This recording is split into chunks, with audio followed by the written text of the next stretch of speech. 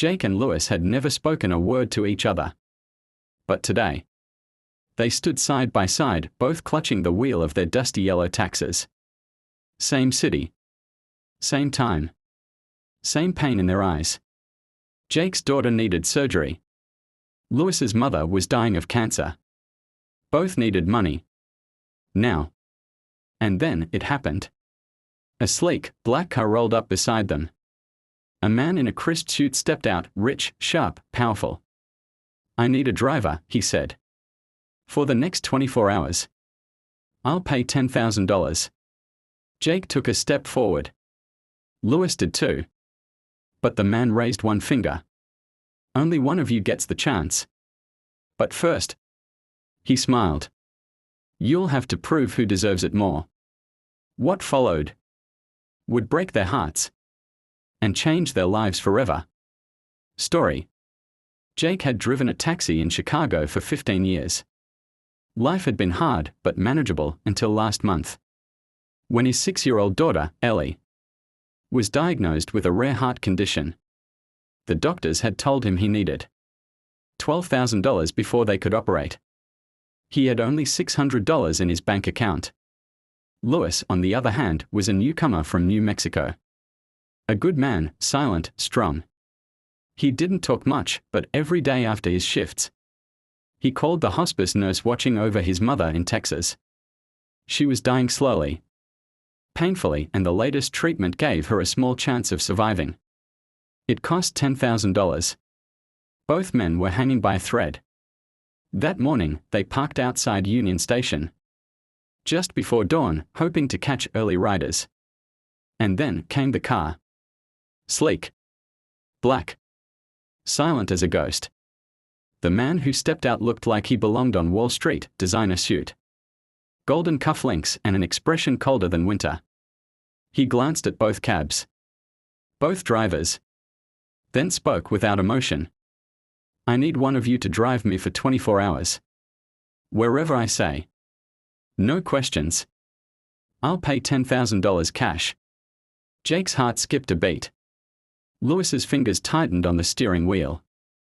"But only one of you," the man continued. "And to decide who, I'll test you. 3 tests." Jake and Louis exchanged their first look ever, uncertain, wary. "You can walk away," the man said.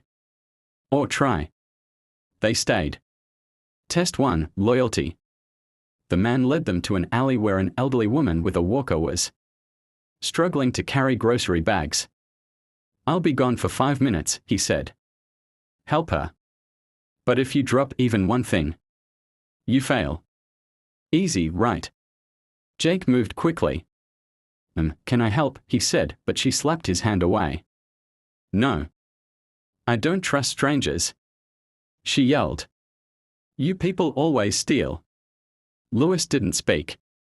He simply stepped beside her, took her back slowly, looked into her eyes and smiled. "I'll walk with you. No rush." They walked 3 blocks, painfully slow, while Jake stood fidgeting. At the end, she looked at Louis and whispered, "Thank you, son." When the rich man returned, he looked at both men. "First test," he said. Louis passed. Test 2, honesty. He handed each man an envelope. Inside Jake's, $2,000 cash. Inside Louis's, $5,000 cash. "No rules," the man said. "You can keep it. Or return it. Your choice. But remember, I'm watching." Louis looked at the money. His mother's face flashed in his mind. Her labored breath.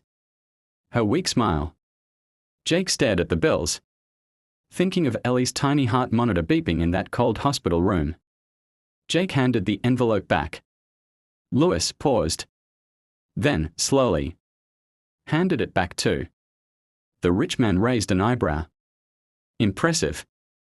Test 3, sacrifice. Now the final test." The man walked them to a rooftop. The wind was sharp. The street far below. He pointed to a narrow beam. It stretched across to another rooftop, 20 feet away. On the far end was a suitcase. "If you can walk across and bring that case," he said, "you win." But one slip and it's a hospital. Or worse. Jake stepped forward but stopped. His legs shook. He couldn't even place one foot on the beam. Lewis, steady and quiet, began walking. Step by step. Everyone watching from below held their breath. He reached the end, grabbed the suitcase, and walked back, slow. Careful. Brave. The rich man nodded.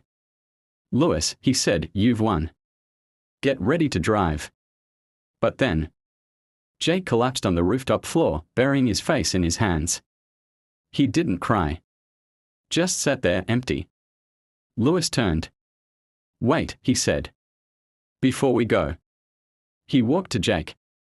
Placed the suitcase in front of him. Take it. Jake looked up, stunned. Lewis nodded. Your daughter needs it more. I'll figure out something else. The rich man blinked. Are you sure? Lewis smiled. It's just money. But she's just a kid. Jake broke down.